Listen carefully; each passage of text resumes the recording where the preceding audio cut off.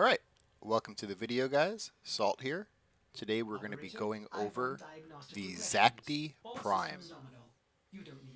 Now, in this video series, I take a weapon, I build it out, and I test that weapon on its own merits, meaning I don't mix it with any kind of external factors like Warframe abilities, Warframe buffs, pets putting statuses on my targets, anything like that. It's just the weapon by itself. So let's go ahead and look at the Zakti. So the Zakti Prime is a secondary pistol that shoots out these pellets, and after 1 second those pellets will explode, doing some radial damage, some AoE damage. So you get the first instance of damage when you hit the target, and then you get the second instance of damage when it explodes after a second.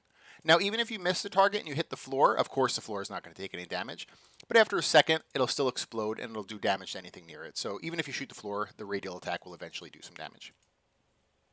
Okay, so let's get into the build for the Zakti.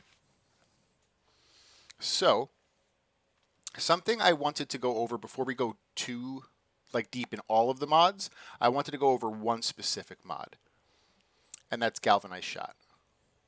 So let's take a look at the Zakti here. So the Zakti has very, very poor critical chance.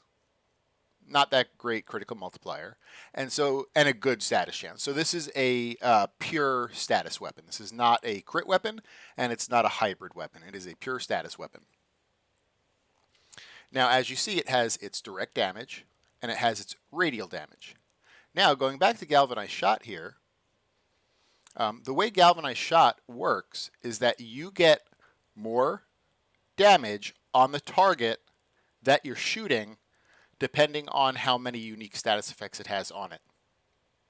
So, that it's direct damage. It is not radial damage.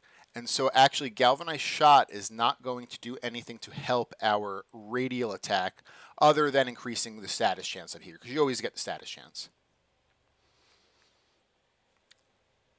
Now, normally I wouldn't use a mod that doesn't really fully function with the weapon. However, Galvanized Shot it's a weird mod in that in some cases, for some weapons, it acts as additive damage, and for other weapons, it acts as multiplicative damage. And on the Zakti Prime, it acts as multiplicative damage, which is the better form of damage. That's the way kind of like Roar works or faction mods. They're multiplicative damage. And so even though it's not affecting your radial, you're not getting more damage on your radial because of it, you're going to be getting a lot more damage on your main target. So, and for that reason, I'm going to use Galvanized Shot. The other thing, and if you watched the Bubonico Altfire video, it'll kind of explain a little bit there. Pure status weapons don't really have a lot of good mods. Like, you have the initial ones you put on, and then you're really scrounging, like looking for okay, somewhat decent mods to put on, and there's not much. So Galvanized Shot is still going to beat out anything else we could put there. The other consideration I had was hemorrhage. And it's because Galvanized Shot has forced impact procs. Well, it has a high impact rating already. Well, not high, but it has an okay impact rating already. And it produces force impact procs when it hits its target. Direct hits, not the radial. And so hemorrhage is one of those mods that works really well on high damage, low fire rate weapons that produce forced impact procs. And it works even better if it can be AoE forced impact procs, like in the case of the Tenant Spirix, for instance. That's like a great example for where hemorrhage is amazing. Now, Zakti doesn't have, 1,100 is okay damage, but it's not amazing. The fire rate is too much for it to get double effect from hemorrhage. And the forced impact procs are only on direct hit, not from AoE, because AoE can't produce impact procs. And so for that reason, I don't believe Hemorrhage is competitive with any of the other mods on here. But I just wanted to kind of give that information out. Okay, let me stop over explaining things, and we will get into the build here. So we have Galvanized Diffusion for multi-shot. Galvanized Shot, I already explained this a little bit too much, so we'll just pass that one. Hornet Strike for direct damage. Lethal Torrent for fire rate and multi-shot. We're going to be using Pistol Pestilence and Frostbite, the two 60/60s, one for Toxin, one for Cold, to produce Viral. And then we're going to be using Scorch, the 60/60 heat mod, and the large primed heated charge heat mod to produce heat and to increase the heat weighting. So using both heat mods increases your heat weighting, making it more of a chance that you actually get heat procs instead of other things, which is perfect because heat scales, infinitely. It'll keep going, whereas like Viral just stacks to 10. Another thing that I probably should have went over is the radial attack has innate gas. So you actually just get gas on the radial attack without having to put anything on it. So that's nice. It's an extra status for Galvanized Shot to benefit from. Steady Hands is going to help with weapon recoil. But, I mean, there's a lot of good options for this slot right here. You could also do Lethal Momentum would be a good one. So I think those two are kind of like the competitive ones. I don't think anything else is good in those slots. So I would either go with Lethal Momentum or Steady Hands. The projectile speed is not too bad, but it will help. And again, the recoil is not too bad either, but Steady Hands will help. So either one of those, Lethal Momentum or Steady Hands, are super good in that spot. I'm personally going to go with Steady Hands. And then in the Arcane slot, we're going to be going for Cascadia Flare. So typically in the Arcane slot, we usually go with Merciless or Deadhead, which goes up to 360% damage. And the reason is because Cascadia Flare really requires you to pump heat procs out because all the procs are counted separately, and so they can fall off pretty quickly when you're not like pumping heat procs out. Well, this weapon has no problem pumping heat procs out because it has a high heat weighting and it has super high status chance. So this will be pumping crazy amount of heat procs out. So you don't have to worry about that. So instead of a 360% increase, we get a 480% increase. Even better. Okay, and that is the build for the Zakti. Pretty simple. It's kind of a unique weapon, full status secondary. So what we're going to do is we're going to do a Kuva Survival on Steel Path, of course. We're going to do 10 minutes. We're going to kill some trash, kill some acolytes. And then we're going to do a quick 10-minute Lua Conjunction after that one. So, and again, I do these tests without any kind of external factors, and because of that, I'm going to be using a Big Dumb Inaros with no Archon Shards. Make sure I'm on my weapon test build here. So we're going to be doing, we have no mods that affect weapon damage, no arcanes that affect weapon damage, and with a pet with no sentinel weapon, and no mods on the pet that affect weapon damage. That way we can just get a good look at the Zakti. All right, let's get into the Kuva Survival.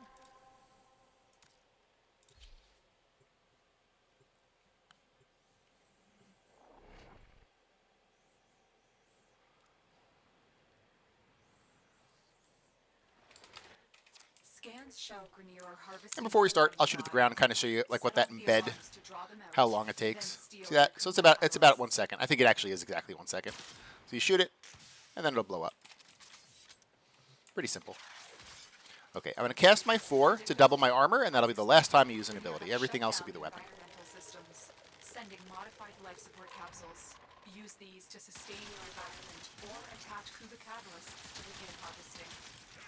Because this is a pure status weapon, we're going to be getting primarily white non-crits, but we actually will get still a respectable amount of yellow crits.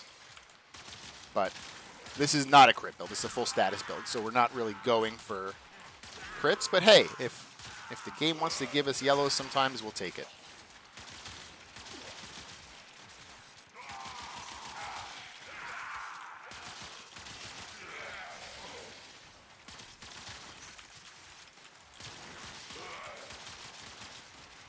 So you can see how many statuses this produces on enemies around. It's pretty crazy. And then once it produces those statuses, and once enemies are afflicted by those statuses, again, that Galvanized Shot is multiplicative, so they're going to be taking more and more damage.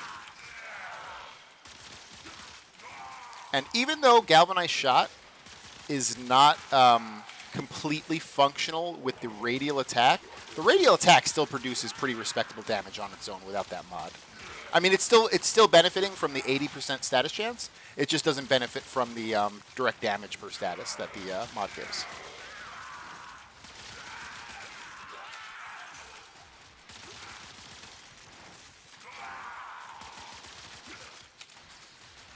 So you'll actually see most of your damage is still going to be from the radial, which is really nice.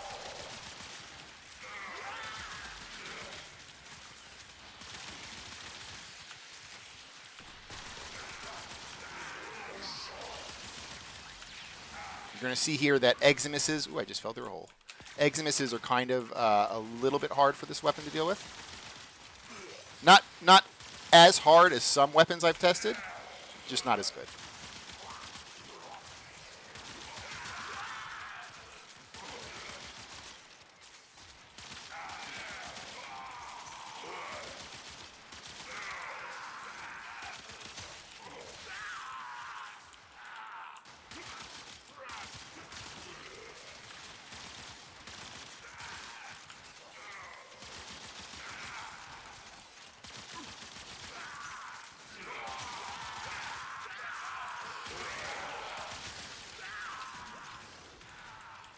So what I like to do with this weapon is when I have a big group of enemies in front of me, I kind of like fan it across that group of enemies.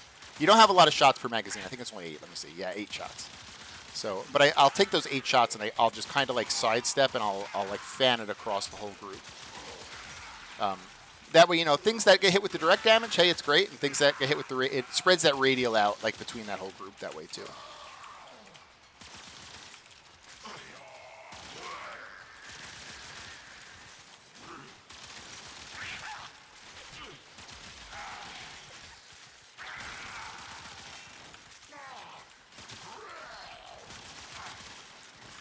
The fire procs are going to help with Eximuses just because they're going to be a little bit strong for this weapon to deal with. And so the fire procs are going to help add a little bit of damage to those big targets.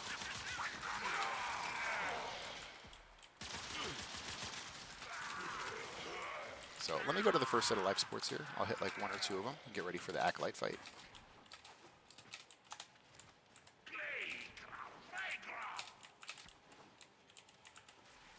It loves to put me in this confusing area of Cougar Fortress.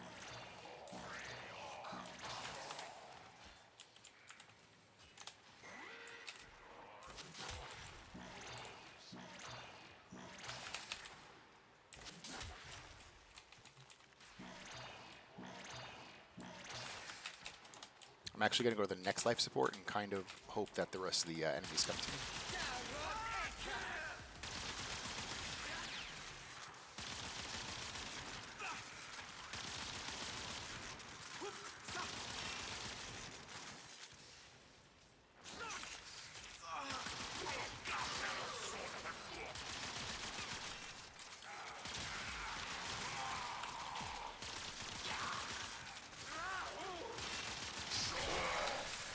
So as you can see, Eximuses are kind of this weapon's weakness.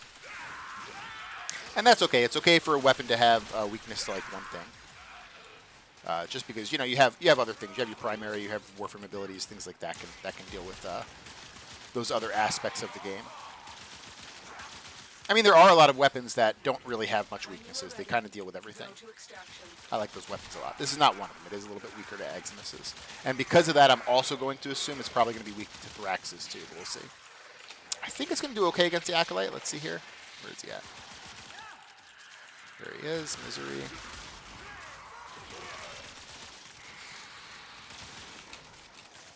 Yeah, it did pretty respectable damage. Let me get a good magazine on him here.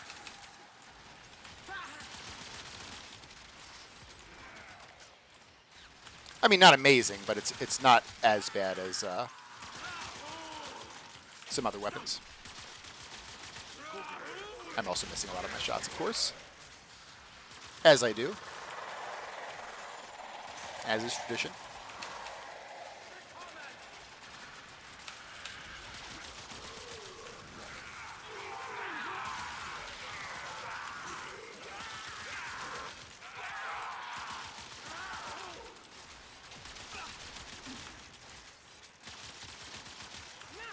And this being a pure status weapon, you're probably going to want, on a Riven, you're going to want multi-shot number 1, flat damage, and then probably status chance, of course.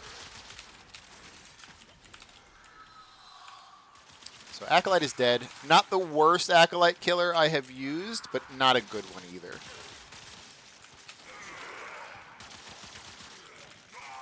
So weak to Eximuses, probably weak to Thraxes, and also not the best Acolyte killer. So this is, because of that, I'm leaning towards this being mostly a trash killer. It's a good trash killer. It's just going to be a weak to a lot of the stronger enemies.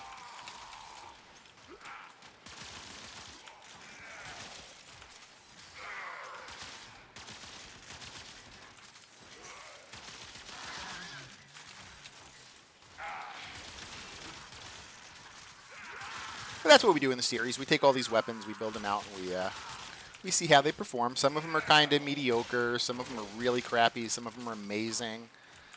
You don't really know until you build them out, test them, and check for yourself. And so that's what I'm hoping I can do for you guys watching. I've played a long time. I know how weapons should be built out. There's some like niche situations where you know, maybe a weapon has like 2 or 3 mods that are all competing for the same slot. You have that a lot of time with like Serration and Galvanized Shot, the Condition Overload mods. Especially on weapons that can kill in a couple of hits. And those are a little bit more like subjective, because it's like, you know, Serration will beat out. I'm kind of talking a little bit anecdotally about like specific weapons that we're not even going over right now, but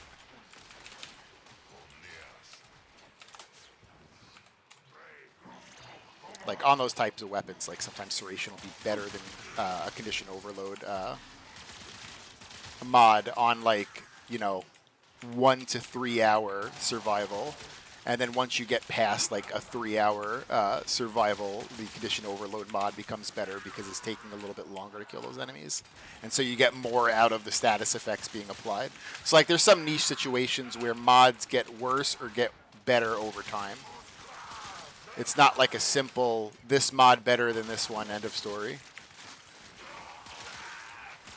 So in those cases, you have to kind of ask yourself, like, well, what do I like to do with the game? Do I like to sit in a survival for 10 hours to get the level cap?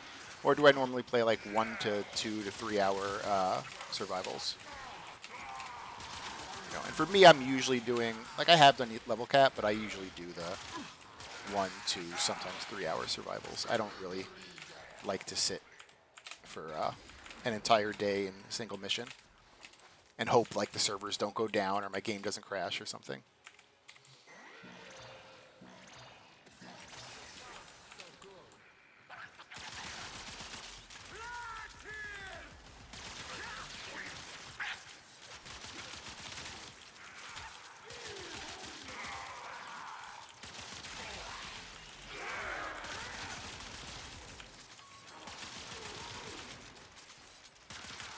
I like the uniqueness of this weapon. I like that it's not just another hit scan submachine gun. I do like that it's kind of, you know, different and cool. Say, okay, so we're at 468 kills. 400. When I do these tests, average weapons, like a good example, what I would consider an average weapon is like the Kuva Carrack. It's a decent assault rifle, and that's really about it. It's a very average weapon. So in average weapons, like the Kuva Carrack, they'll produce like 350 to 400 kills typically when I do these tests. This one produced 470, which is a little bit above average. But as you saw, it's a good trash killer, so it's probably going to perform above average against trash, so it's going to get you more kills. But the kills it's getting you are mostly trash. Like, you are going to be struggling a bit on those heavy Eximus units.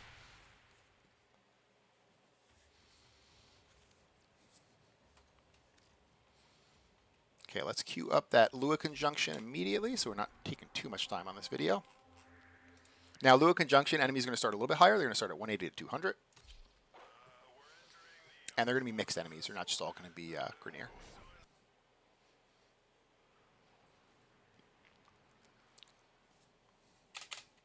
Your weapons make music, and the enemy... I hate the Lua Conjunction. You always start with these 2 Drakmasters, and you don't take him out. They will sneak behind you and take your weapons. I hate it. I hate it so much. Okay, I'm going to cast my 4 to double my armor, and that's going to be the last time I use an ability. Now, on Lua Conjunction, average weapons sometimes fail at the 5-minute mark, especially if they're struggling to kill the Thraxes. So we will see about this weapon. I have a feeling it won't pass the 5-minute mark with the Thraxes. I think it's going to fail to the Thraxes. Because Thraxes are kind of, like, you can kind of view them as super Eximuses. Like, if something is weak against Eximuses, it's probably also going to be weak against Thraxes.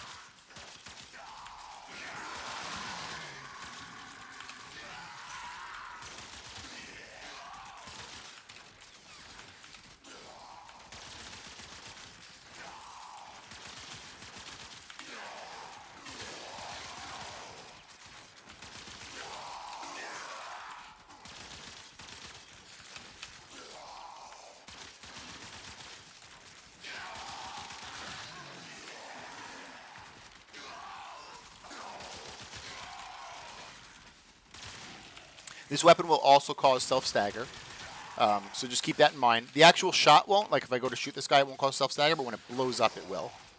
So you see how I got knocked back there? I didn't get knocked back from the initial shot. It's the explosion that happens like a second after. It's a small explosive, but for some reason, if you shoot a dude and then, like, he runs up on you, or you run up on him, you could self-stagger yourself.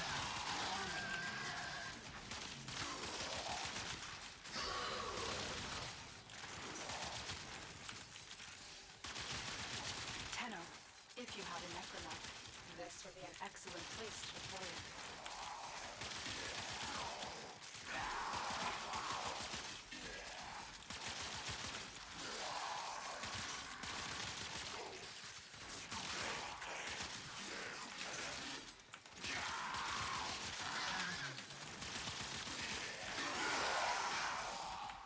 Let's grab one of these life supports. So at 5 minutes, there's a tendency where you get the Acolyte and the Thraxes coming at the same time. And that'll really press your weapon if it's a weaker one. So if we can get an early Acolyte, we might be able to just solely focus on the Thraxes when they come. But if we don't get an early Acolyte, they'll probably come with the Thraxes.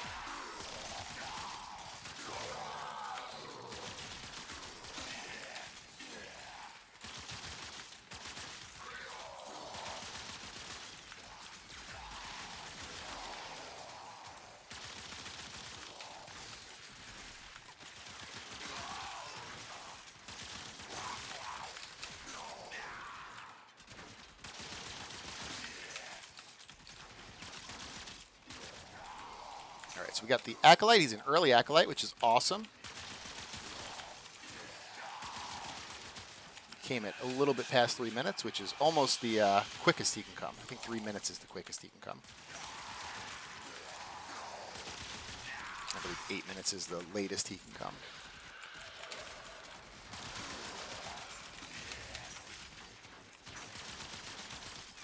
So if we can kill this Acolyte before that 5-minute timer, we will be golden.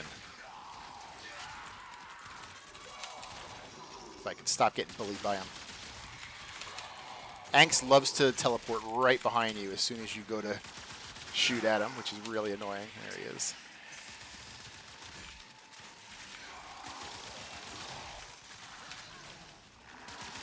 Oculists, if they scan you, sentient fighters walking far behind. That should be it for Angst. Yep, there he is. And we have 45 seconds until Thraxus come. Hey, Connor. Yeah, Zakti is, it's an interesting one. It's an interesting one. It probably is not, you know, I guess if I wanted to cope a little bit, I could be like, well, you could use it to prime. You know, it does produce a lot of statuses, but there's better primers out there.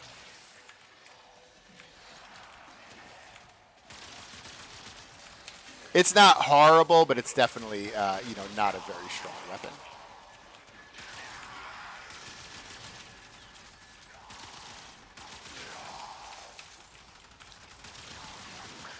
All right, here we go with the Thraxes.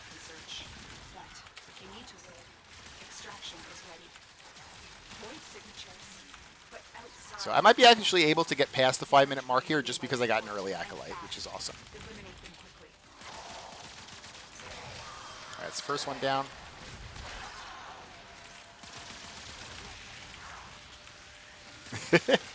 No one asked for this build, actually. I just kind of picked it today. So someone asked for the Cedo, and I was planning to do the Cedo today. But I had to forma out of my Riven because I don't like to show the builds with the Riven. So I had to forma out of it and then, you know, put an actual regular mod there. And I didn't really have time because I kind of woke up. I didn't wake up late, but I got started late today.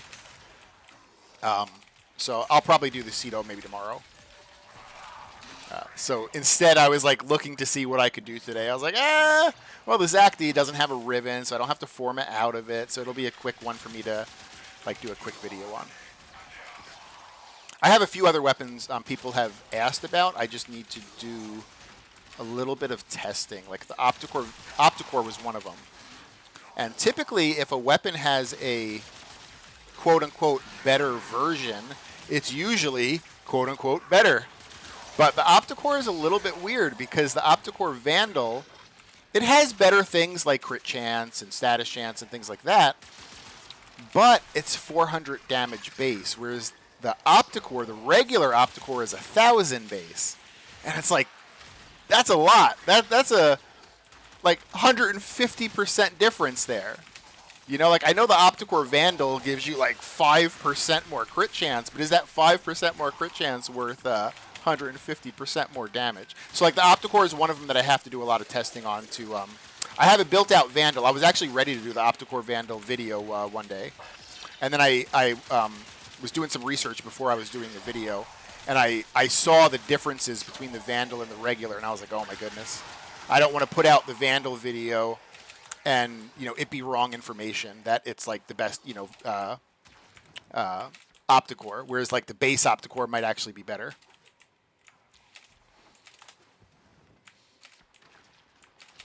There's a few other weapons I think that are in the pipeline that people have requested.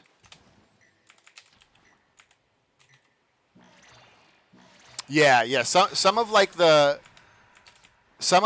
variants that you would think would be better are sometimes not, and sometimes it catches you by surprise. Like the Opticore did catch me by surprise there. And, you know, maybe the Opticore Vandal is better than the regular Opticore, but just looking at the stats, I don't think so. Like, man, that 150% difference in damage. Like, I don't think the Opticore Vandal... I'm going to have to build out an Opticore and, like, test it right alongside the Vandal and kind of see... what performs better. Unfortunately, I'm going to have to probably like waste like 5 or 6 forma into that. Into a weapon that I'll probably eventually have to delete one of, whichever the weaker one is.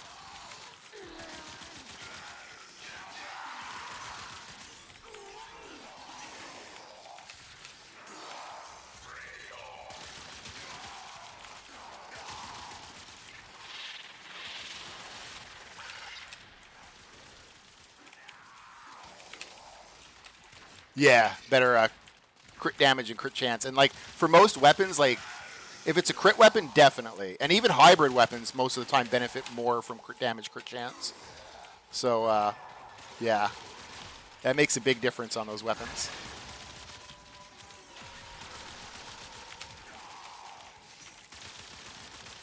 Now this weapon, the Zakti, this is a special one. This is not a hybrid weapon. It's not a crit weapon. It's pure status. These are the fun ones that always are kind of weird. They're either amazing or they're kind of dog shit.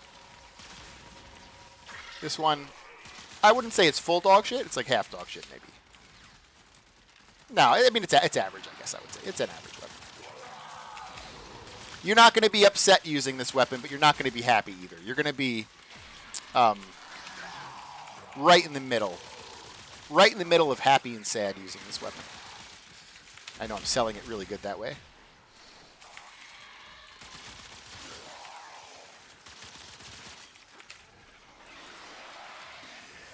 Yeah, I'm doing the copium thing. Well, it's not too bad. You could technically prime with this. Oh God, where is it? Actually, I'm at 10 minutes anyway, so it doesn't matter if I'm out of air. Well, let me get air. That way I can see if I can kill these 10-minute Thraxes and not run out of air during this fight. This weapon will have passed the 10-minute mark, which I would be surprised at. I didn't think it was going to pass the 5-minute mark.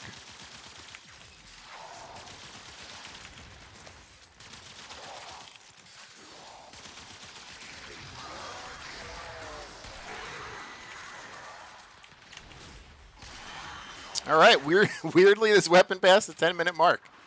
Okay, that's weird for an average weapon. So we'll probably run out of air going to extraction, but we technically passed that 10-minute mark, the fight with the Thraxes. So we're at 490 kills. So again, average weapons that I do these tests with are like 350 to 400. This weapon performed a little bit above average, but it's really good at killing trash. So I think that's why it's looking like it's getting more kills. It's because it's killing the little stuff really quickly, but it's killing the actual like big threats like the eggs misses really slowly. So just keep that in mind. It performed a little bit above average, but it's not really killing the important targets very quickly. So let's go over this build one more time. So it's going to be the Zakti Prime. It's a secondary weapon. It shoots a little dart that after 1 second explodes. So you're going to have the initial damage from the hit of the dart, and then after 1 second you'll have the AoE damage.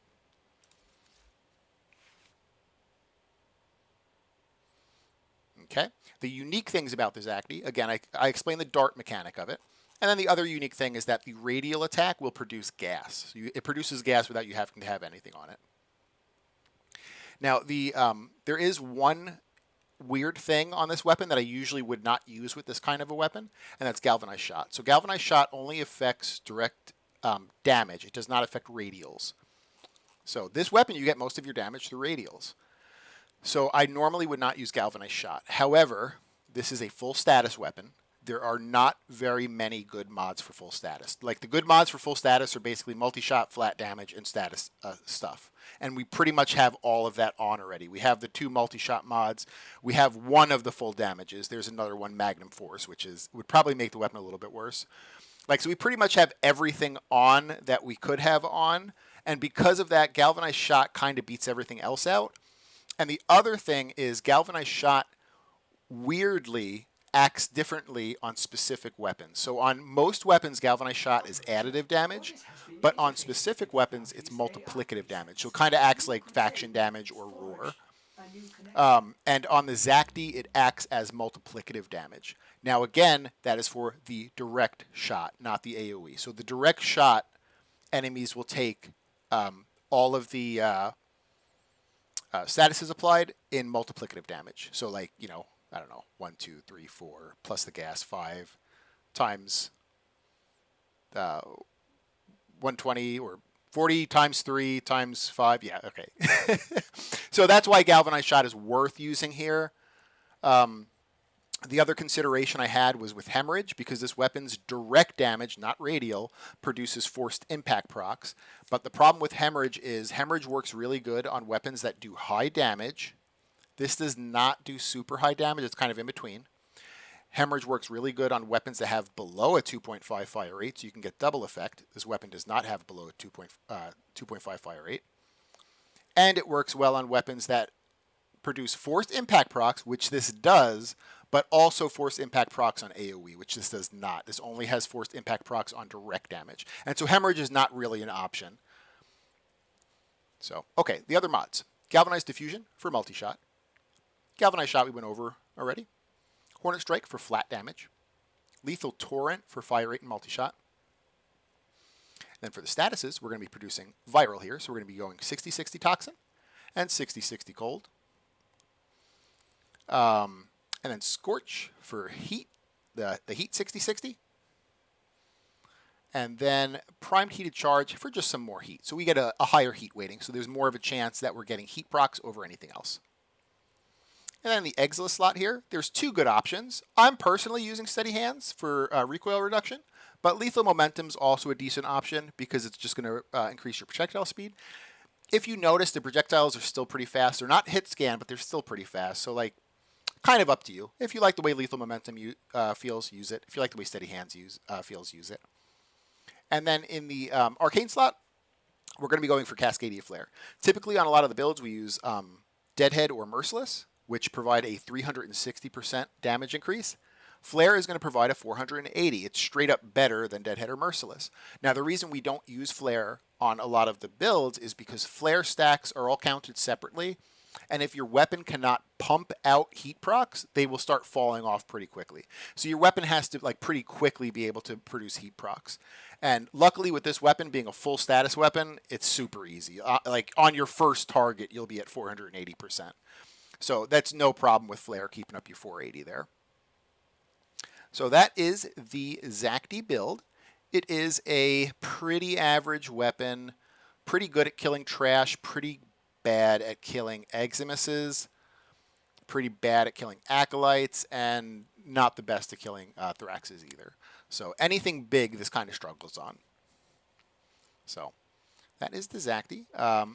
I think, you know, it being still average, I think for like a regular like player, this being like one of your first prime weapons, it might still be worth building and building out because this will kill still path enemies. It's just that if you're a long time player and you have a lot of other options, this is like a very, very average pick. And not only is it very average, but it's an average weapon that has weaknesses to large enemies.